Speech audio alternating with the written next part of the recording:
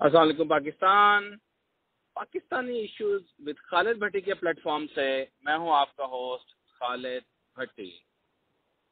آج آپ سے کچھ دیر کے بعد ہمیں جوائن کریں گے یو کے سے ڈاکٹر جناب حافظ عرفان احمد صاحب۔ ان سے جاننے کی کوشش کریں گے کہ شوگر جسے ہم ذیابیطس کہتے ہیں اور بلڈ پریشر کیا ہوتا ہے اور اس سے کیسے بچا جا سکتا ہے۔ ڈاکٹر حافظ عرفان صاحب نے 2003 کے اندر اپنی ڈاکٹری کی ڈگری مکمل کی، اس کے بعد پاکستان، افریقہ اور آج کل یو کے میں بطور ڈاکٹر خدمات سر انجام دے رہے ہیں۔ اللہ کے فضل و کرم کے ساتھ ہزاروں لوگوں کو ان کے ہاتھ سے شفا ہوئی اور ابھی تک یہ سلسلہ جاری ہے۔ السلام علیکم۔ السلام علیکم ڈاکٹر حافظ عرفان صاحب، thank you so much for joining us today. آپ کے قیمتی وقت کا بہت بہت شکریہ۔ آپ پروگرام کا باقاعدہ آغاز کرتے ہیں اور ڈاکٹر سے سب سے پہلے پوچھتے ہیں، ڈاکٹر پلیز بتائیے گا آسان الفاظ کے اندر کہ ذیابیطس یا شوگر یا ڈائبٹیز جسے کہتے ہیں بیسیکلی یہ ہوتی کیا ہے؟ وعلیکم السلام خالد بھٹی صاحب، جزاک اللہ مجھے موقع دینے کا۔ ذیابیطس بنیادی طور پر دو قسم کی ہوتی ہے، اس کو ہم ڈیوائڈ کرتے ہیں ٹائپ 1 اور ٹائپ 2 میں۔ ٹائپ 1 جو ہے اس میں وہ بیسیکلی چھوٹی عمر میں یا نسلی طور پر یعنی ماں باپ سے بچوں کو آ جاتی ہے یا ان کی فیملی میں اگر ہو تو وہ چھوٹی عمر میں ہی ڈائگنوز کرتی ہے اور ٹائپ 1 کہتے ہیں۔ اور ٹائپ 1 والے جو مریض ہوتے ہیں ان کے لیے انسولین لینا جو ہے نا وہ لازمی ہوتا ہے کیونکہ ان کا لبا کام نہیں کر رہا ہوتا۔ جبکہ دوسری ٹائپ 2 جو ہے وہ ڈیولپ ہوتی ہے ایک بڑی ایج میں، وہ اس کا بھی تعلق ہے ماں باپ سے جنسی طور پہ آ سکتی ہے بچوں میں، لیکن وہ اگر رسک فیکٹر جو ہیں ان کو اگر ایوائڈ کیا جائے تو اس سے کافی حد تک بچنے کے چانسز ہوتے ہیں۔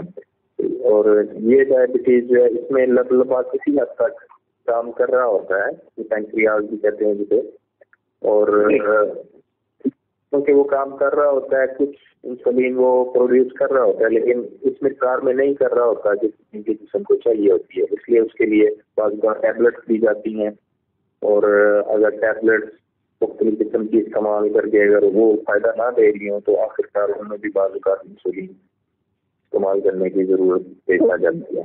تو ڈاکٹر صاحب اس کا مطلب یہ ہے کہ ٹائپ 1 کے جو لوگ ہیں جو پیرنٹس سے جو جنسی طور پہ یا والدین سے ٹرانسفر ہوتی ہے اس سے تو کسی طور پہ بھی نہیں بچا جا سکتا کیونکہ نیو بورن بیبی ہے، اور اگر اس کے پیرنٹس کو ڈائبٹیز یا شوگر ہے تو وہ لازمی بیبی کے بچے کے اندر آئے گی؟ لازمی نہیں ہے لیکن اس کے کافی زیادہ چانسز ہوتے ہیں کہ بچے کو بھی ہو، لیکن لازمی نہیں ہے۔ ہاں، چونکہ فادر اگر ڈائبٹک ہے اور مدر نہیں ہے تو 50% چانسز بن جاتے ہیں اس میں، اور چانسز ہوتے ہیں کہ بچے کو نہ ہو لیکن رسک کافی زیادہ ہوتا ہے۔ بالکل ٹھیک ہے۔ تو جی ڈاکٹر پلیز یہ بتائیے گا کہ یہ جو شوگر ہے اس کا کیا باعث بنتا ہے، لائک ذیابیطس کا باعث کیا بنتا ہے، اس سے ہوتا کیا ہے جب شوگر ہو جائے تو؟ جو جینیاتی طور پر بچوں میں آتی ہے اس کی وجہ تو بیان کرنا ابھی تک بہت مشکل ہے، لیکن جو دوسری ٹائپ 2 ڈائبٹیز ہے اس سے بچنے کے لیے کچھ احتیاطی تدابیر کی جا سکتی ہیں۔ مثلاً یہ کہ آج کل ہمارے معاشرے میں لوگوں کو اسٹریس کا عنصر کافی زیادہ ہے، ہر یہاں سے اسٹریس میں وہ رہتے ہیں، خاص طور پہ ہمارے تھرڈ ورلڈ کنٹریز میں۔ دوسرے یورپین ملکوں میں اور طرح کی اسٹریس ہے لیکن ہمارے ملک میں تو کافی زیادہ اسٹریس ہے آج کل، ایک وہ بہت بڑا عنصر ہے۔ اس کے علاوہ ہمارے لوگوں کی جو خوراک ہے وہ اتنی بیلنس ڈائٹ نہیں ہے، اور اس کے علاوہ خوراک کے علاوہ وہاں پر بہت سے کیمیکل یوز کیے جاتے ہیں جو کہ باڈی میں جنرلی افیکٹ کرتے ہیں، اور وہ جنرلی افیکٹ کرتے ہیں جب وہ لبے کو بھی افیکٹ کرتے ہیں۔ تو ڈاکٹر صاحب آپ کے کہنے کا مطلب یہ ہے کہ ہمارا جو اسٹریس لیول ہے، جو ہماری روزمرہ زندگی کے اندر ہم لوگ ذہنی دباؤ کا شکار ہوتے ہیں، خواہ وہ غربت کی وجہ ہو، گھریلو معاملات ہوں، یا کسی بھی قسم کی پریشانی ہو، اس کا شوگر سے، ذیابیطس سے بڑا گہرا تعلق ہے، اور اس کی وجہ سے بھی شوگر ہو سکتی ہے. وہ ایک بہت بڑا فیکٹر کنٹریبیوٹ کرتا ہے آج کل. لیکن اس کے علاوہ ہماری جو خوراک ہے وہ بھی، میں نے جیسے پہلے بھی بتایا کہ وہ اتنی بیلنس نہیں ہے، جس میں کاربوہائیڈریٹ، اسٹارچ، سارا کچھ ہم استعمال کرتے ہیں. ہماری خوراک میں بہت زیادہ تلی ہوئی چیزوں کا استعمال ہوتا ہے، اور بہت مسالہ جات. ایک تو 2 قسم کے مسالہ جات کو ڈیوائڈ کر سکتے ہیں. یا ایک فریش ہوتے ہیں جو آپ خود پیستے ہیں، ان میں آپ کو پتہ ہے کہ آپ نے پیسا ہے. لیکن جو بازار میں مل رہے ہیں، مارکیٹ میں مل رہے ہیں، آپ کو نہیں پتا اس میں کیا کچھ انہوں نے ملا کے تو وہ مسالہ بنایا ہوا ہے. بالکل ٹھیک ہے. میں یہ بھی کروں گا کہ ان مسالہ جات کو کم سے کم یوز کیا جائے. اگر مسالے یوز کرنے ہیں تو اپنے خود مسالے جو ثابت ہوتے ہیں، ہم ثابت کے وہ خرید کے خود پیسیں، تو آپ کو پتا ہو کہ اس میں کیا ہے، اور وہ مفید بھی ہیں وہ چیزیں. ٹھیک ہے. لیکن جو مارکیٹ میں ملتے ہیں ان میں بہت سے کیمیکل انہوں نے استعمال کیے ہوتے ہیں، اور جو کہ صحت کے لیے بہت مضر ہوتے ہیں. بالکل ٹھیک ہے. ڈاکٹر حافظ عرفان صاحب پلیز یہ بتائیے گا کہ کھانے سے پہلے اور کھانے کے بعد خون کے اندر، بلڈ کے اندر شوگر کی مقدار کتنی ہونی چاہیے، اور کون سی مقدار کا ہم لوگ جائزہ کیسے لے سکتے ہیں کہ کھانے سے پہلے کتنی مقدار تھی اور کھانے کے بعد اب کتنی مقدار ہے شوگر کی؟ اصل میں یہ ہوتا ہے کہ ہم جو میڈیکل میں ٹرم یوز کرتے ہیں وہ فاسٹنگ شوگر ہوتی ہے، اور ایک کھانے کے بعد شوگر ہوتی ہے جو ہم تجویز ہیں. تو فاسٹنگ جو ہے، اور فاسٹنگ کا مطلب ہے کہ آپ نے پچھلے 12 گھنٹے میں کچھ نہ کھایا ہو، پھر آپ شوگر چیک کریں تو وہ آپ کی فاسٹنگ ہوگی. بالکل. اگر آپ 7-8 گھنٹے آپ نے کچھ نہیں کھایا اور پھر آپ چیک کریں، وہ ریئل فاسٹنگ نہیں ہوگی. آپ کے 10-12 گھنٹے کا آپ کا فاسٹ ہونا چاہیے. اگر آپ نے رات کو 8 بجے کھانا کھایا ہے، جی، صبح 7-8 بجے آپ اپنی فاسٹنگ چیک کریں تو وہ فاسٹنگ ہوگی. اور اس کا لیول جو ہے وہ صحت مند لوگوں میں 6.5 سے نیچے ہونا چاہیے. 6.5 ملی مول. وہ مختلف پیرامیٹر یوز ہوتے ہیں مختلف ملکوں میں. جی، تو 6.5 ملی مول سے نیچے ہونا چاہیے فاسٹنگ آپ کی. اور اگر 6.5 سے اوپر ہے اور 7 کے قریب ہے تو پھر آپ کو فردر پھر وہ چیک کیا جاتا ہے کہ اگلے کھانے کے 4 دفعہ پر دن میں ہم چیک کرتے ہیں. مطلب کھانے کے ناشتہ کر کے اس کے 2 گھنٹے کے بعد اگر آپ کریں تو وہ 11 سے نیچے ہونی چاہیے. 11 کے کھانے کے بعد. جی، کھانے کے 2 گھنٹے کے بعد. کھانے کے فوراً بعد نہیں چیک کریں گے کیونکہ کھانا ہضم ہونے میں ٹائم وقت لگتا ہے، اور وہ شوگر آپ کے بلڈ میں جاتے ہوئے بھی ٹائم لگتا ہے. تو وہ 2 گھنٹے کے بعد. جی، وہ 11. بالکل ٹھیک ہے جی، بہت شکریہ آپ کا. ڈاکٹر حافظ عرفان صاحب پلیز یہ بتائیے گا کہ کیا جو ڈیلی کی ایکسرسائز ہے، ورزش کرنا ہے یا جسمانی محنت ہے، اس کے بھی شوگر کے ساتھ اس چیز کا بھی کوئی لنک ہے، تعلق ہے؟ بالکل لنک تو بالکل ضرور ہے. ورزش جو ہے وہ آپ کو ہر لحاظ سے آپ کے باڈی کے سسٹم کو ایکٹیویٹ کرتی ہے، اور ورزش آپ کی اسٹریس کو بھی دور کرنے میں، مختلف قسم کے ورزش سے آپ کے جسم میں مختلف چیزیں کہتے ہیں کیمیائی مادے خارج ہوتے ہیں جو آپ کی اسٹریس کے جو ہارمون جو کیمیائی مادے اسٹریس کی وجہ سے نکلے ہوتے ہیں ان کو ریلیز کرنے میں معاون ثابت ہوتی ہے. 2-3 چیزیں شوگر والوں جن کو رسک ہو گیا شوگر کا چانس ہے، ان کی فیملی میں شوگر ہے، تو ان کو ایک تو خوراک اپنی بیلنس کرنی چاہیے. اس میں اسٹارچ جسے ہم کہتے ہیں، بعض فروٹ ہوتے ہیں ان میں اسٹارچ ہوتا ہے، مطلب کہ ہو گیا یہ فروٹ اور ویجیٹیبلس میں. جی، اس میں ویجیٹیبلس میں آ گیا آلو، شکرکندی، اس طرح کے جو اسٹارچ جن میں ہوتے ہیں وہ خاص مقدار میں کھانا چاہیے، بہت زیادہ نہیں کھانا چاہیے. اس کے علاوہ لیکن جو دوسری سبزیاں مطلب گاجر، کھیرا وغیرہ اس طرح کی جن میں اسٹارچ کم ہے اور سبزیوں والی سبزیاں وہ اپنی خوراک میں زیادہ شامل کریں. تو اس کے علاوہ ورزش کو ہفتے میں اگر روزانہ نہیں کر سکتے تو 2 سے 3 دن ضرور ورزش کریں. ورزش اس طرح آپ پیدل بھی چل سکتے ہیں, ہلکی پھلکی ورزش کر سکتے ہیں. دل کی بیماری ہے وہ اپنے ڈاکٹر سے مشورہ کر کے جو ہے نا کتنی وہ ورزش کر سکتے ہیں اس کے مطابق وہ ورزش کریں. جو صحت مند ہے وہ 20 سے 25 منٹ ضرور ورزش کریں روزانہ. تو پیدل چلنے میں آپ پیدل بھی چل سکتے ہیں کہ آپ تیز چلیں کہ آپ تھوڑا سا سانس چڑھے اور آپ کو آپ کے دل کی جو ہے نا حرکت وہ تھوڑی تیز ہو. جی ٹھیک ہے چلیں. مفید نہیں ہوگا, صرف ٹہلنا جو ہے وہ چلنا نہیں ہے, واک نہیں ہے. سامعین, ڈاکٹر حافظ عرفان صاحب یو کے سے ابھی بھی ہمارے ساتھ موجود ہیں. ایک دفعہ سے پھر ڈاکٹر صاحب کا بہت شکریہ ادا کریں گے کہ آپ اپنی قیمتی وقت سے وقت نکالتے ہوئے ہمارے لیے بہت اچھی اچھی باتیں لے کے آ رہے ہیں. ڈاکٹر صاحب پلیز یہ بتائیے گا کہ شوگر کے لیے, یہ شوگر کے پیشنٹس کے لیے کیا بہتر ہے, انسولین یا دوا؟ جی خالد حفیظ صاحب, مفید یہ ڈپینڈ کرتا ہے. جن کو لازمی انسولین چاہیے ان کو تو انسولین لگانی چاہیے, کیونکہ اگر وہ انسولین نہیں لگائیں گے تو شوگر کے جو نقصانات ہیں وہ ان کی جسم پہ افیکٹ کرنا شروع کر دیں گے. اگر اس کی شوگر کنٹرول ہے تو وہ اس کے جو رسک ہیں وہ منیمم ہو جائیں گے.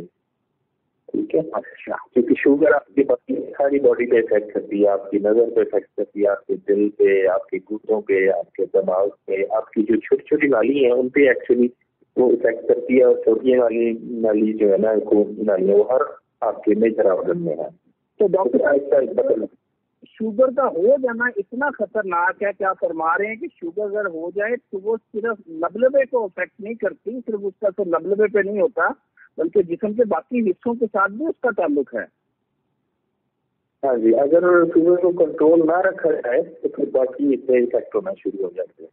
اس لیے ڈاکٹر کی ہدایت کے مطابق شوگر کو زیادہ سے زیادہ کوشش کر کے اس کو کنٹرول میں رکھا جائے. تو اگر ڈاکٹر ایڈوائز کرے کہ انسولین آپ لگانی چاہیے تو انسولین ہی لگوانی چاہیے, کیونکہ انسولین لگانا جو ہے نا وہ نیچر کے قریب ترین علاج ہے. بالکل گولیاں ہیں دی جاتی ہیں وہ مختلف قسم کے کیمیکلز ہیں, ان کے اپنے بھی سائڈ افیکٹس ہیں. تو وہ آپ کی کڈنیز کو دیکھنا پڑتا ہے, آپ کے گردے اچھا کام کر رہے ہیں تو کس قسم کی دوا دینی ہے, اگر اچھا کام نہیں کر رہے تو کس قسم کی دوا دینی ہے. اگر پہلے نہیں کر دے سکتے ہیں تو پھر وہ گولی نہیں دے سکتے, کوئی اور قسم کی گولی دی جاتی ہے. جی please sorry to interrupt you. جی تو گولیاں جو ہیں ان کے اپنے سائڈ افیکٹس ہوتے ہیں. اگر جب تک گولیوں سے علاج ہو رہا ہے اور آپ کے گردے افیکٹ نہیں ہیں تو گولیوں سے ہی علاج کر لیں. لیکن انسولین ہمارے ملک میں ایک وہ مت جسے کہتے ہیں وہ بنا ہوا ہے کہ جب انسولین شروع ہو گئے تو پھر وہ خطرناک ہو گیا بہت زیادہ. لیکن انسولین اگر شروع کی جاتی ہے تو وہ اسی صورت میں شروع کی جاتی ہے کہ گولیاں آپ کے لیے مفید نہیں ہیں, تو وہ انسولین لگانی چاہیے اس وقت. بالکل ٹھیک. ڈاکٹر صاحب ایک عمومی سا تاثر ذہن میں پایا جاتا ہے کہ چینی کھانے سے, میٹھا کھانے سے یا زیادہ سویٹ ڈشز سے شوگر ہوتی ہے. تو ایک انسان کے جس کو بالکل شوگر نہیں ہے, جس کا شوگر سے کوئی تعلق نہیں, اس کے پیرنٹس میں بھی نہیں ہے, آگے ٹرانسفر بھی نہیں ہو رہی, تو کیا صرف میٹھے کی زیادہ مقدار کھا لینے سے انسان شوگر کی بیماری کا شکار ہو سکتا ہے؟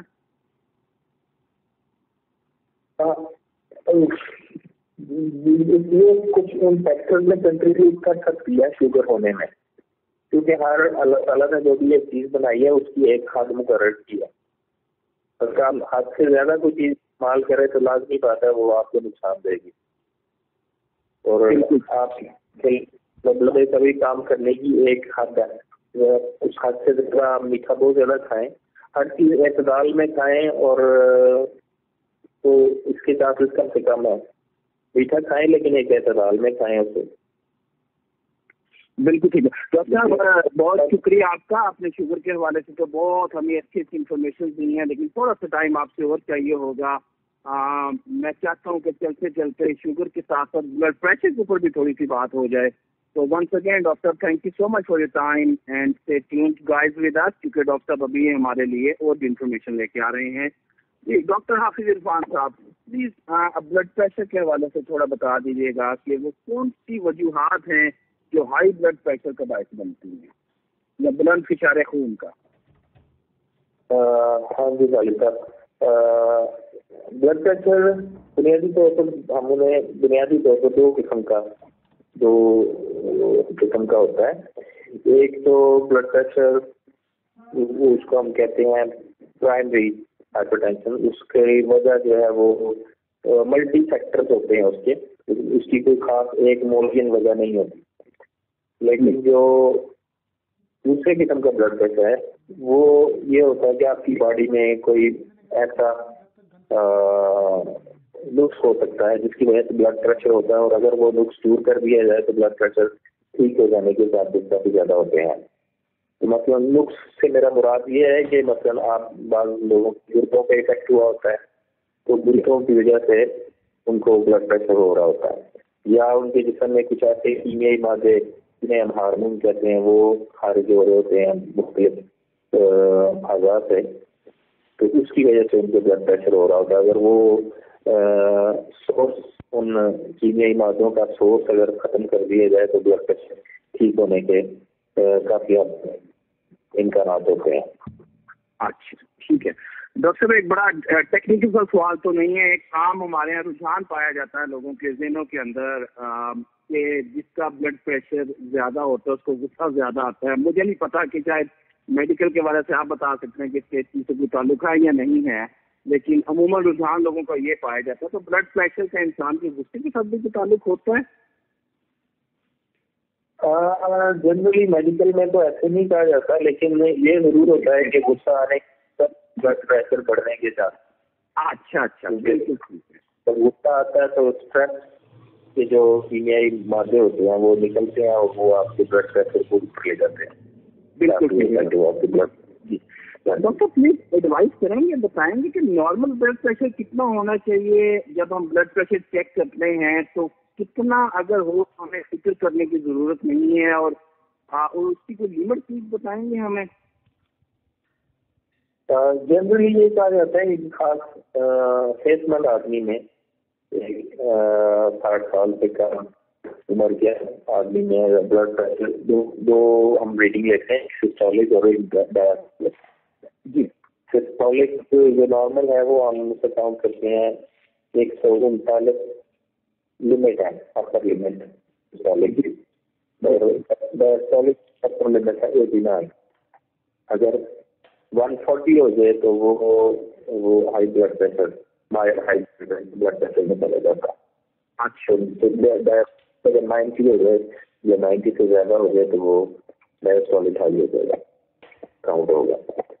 ٹھیک ہے. تو ڈاکٹر یہ سسٹولک اور ڈی سسٹولک جو آپ بتا رہے ہیں یہ کیا ہوتا ہے؟ سسٹولک بلڈ پریشر یہ ہوتا ہے کہ آپ کا جو دل ہے نا وہ ایک پمپ کے طور پہ جسم میں کام کر رہا ہوتا ہے. جی. تو جب تو خون کی نالیوں میں ایکچولی یہ ہوتا ہے کہ خون جو ہے ساری جسم کا اکٹھا ہو کے تو دل میں آتا ہے، اور دل آپ کے پھیپھڑوں میں خون سے بھیجتا ہے تاکہ وہاں سے آکسیجن لے، اور ساتھ ہی وہ دو کھانے 4 کھانے ہوتے ہیں ویسے خون کے، لیکن ہم ابھی 2 ہی کام کریں گے. ایک کھانے میں خون پھیپھڑوں سے آتا ہے اور ایک کھانے میں خون سارے جسم سے آتا ہے. ٹھیک ہے. ایک تو سارے جسم سے جب ایک کھانے میں آتا ہے وہ پھیپھڑوں میں بھیجتا ہے، اور پھیپھڑوں سے جو خون آتا ہے دل میں آکسیجن لے کے وہ سارے جسم میں دل بھیجتا ہے. تو جب دل پمپ کرتا ہے خون سائملٹینیسلی باڈی میں بھی جاتا ہے اور پھیپھڑوں میں بھی جاتا ہے، دونوں ایک کھانے سے پھیپھڑوں کھانے سے باڈی میں جاتا ہے. ڈاکٹر صاحب آپ کو پہلے جی پلیز. تو جب کانٹیکٹ کرتا ہے تو وہ سسٹولک ہوتا ہے، اور جب دل پھیلتا ہے اور خون اپنے اندر لیتا ہے تو وہ ڈائسٹولک فیز میں ہوتا ہے. بالکل ٹھیک ہے ڈاکٹر. کم کرتا ہے اور جب وہ ریلیکس کرتا ہے تو وہ ڈائسٹولک کرتا ہے. ڈاکٹر کافی ٹائم لے رہے ہیں آپ کا, بس ایک دو چیزیں اور ہمیں پلیز بتائیے گا کہ high blood pressure, low blood pressure کی پلیز ہمیں کچھ علامات بتا دیں آپ کو, تاکہ اگر وہ والے علامات کسی کے اندر ظاہر ہوں تو وہ بندہ اپنے بلڈ پریشر کو چیک کرے. ہاں جی, ہائی بلڈ پریشر کی بات ہے تو اگر ماڈریٹ کا ہائی ہے تو کوئی علامت ایز سچ ظاہر نہیں ہوگی, لیکن بعض اوقات ہمارے معاشرے میں یوں ہوتا ہے کہ جب تک ہائی بلڈ پریشر کی وجہ سے جب تک اس کا سائڈ افیکٹ نہیں آ جاتا اس وقت تک ہمیں پتہ نہیں چلتا. تو بنیادی طور پہ اگر آپ کی فیملی میں اگر کوئی رسک ہے, ہائی بلڈ پریشر آپ کی فیملی ہسٹری ہے, تو ایک خاص ایج کے بعد 40 ایئرس کے بعد ایک چیک اپ کرواتے ہیں کہ آپ کا بلڈ پریشر ہائی تو نہیں ہو رہا. اگر ہو رہا ہے تو پھر اس کے لیے تجربات کے لیے کوشش کی جائے, لیکن بہت زیادہ ہائی نہ ہو تو کوئی علامت ظاہر نہیں ہوتی عام طور پر. ڈاکٹر صاحب آپ کا بہت بہت شکریہ, آپ نے اپنے قیمتی وقت میں سے ہمارے لیے کافی وقت نکالا. جاتے جاتے یہ بتاتے جائیے گا کہ یو کے کا انگلینڈ کا موسم کیسا ہے اس وقت؟ موسم آج تو اچھا ہے خالد بھٹی صاحب, جو ابھی تو بارش لیکن کل کافی بارش تھی, ابھی تو الحمد للہ موسم بہترین ہے. Doctor, once again, I would like to say a big thank you for joining us over here today, and I will ask the people کہ اگر آپ کے پاس کوئی کوشچن ہے ایسا تو آپ مجھے بھی جو آ سکتے ہیں, اور پھر میں ڈاکٹر سے ریکویسٹ کروں گا اگر کچھ کوشچن ہوئے اور ڈاکٹر صاحب کی مصروفیت کو دیکھتے ہوئے definitely I am gonna requesting again کہ جو بھی ان کو سوٹیبل ٹائم مل سکا اس حساب سے لوگوں کی کیوریز کو آنسر کر دیں گے if possible. Doctor Hafiz Irfan صاحب, once again a big thank you to you. Thank you so much for joining us once again. آپ کا بہت بہت شکریہ. السلام علیکم. جی ڈاکٹر صاحب, آپ کا بہت شکریہ مجھے موقع دینے کا, اور میں ریئلی اپریشیٹ کرتا ہوں کہ آپ انسانیت کی خدمت کے لیے کوشش کر رہے ہیں. اللہ تعالیٰ آپ کو جزا دے اور مزید حسن رنگ میں, بہتر رنگ میں, اور زیادہ اچھے رنگ میں. آپ بہت اچھا کام کر رہے ہیں لیکن اور زیادہ اچھے رنگ میں آپ کو لوگوں کی خدمت کی بہتری. بہت شکریہ آپ کا. السلام علیکم.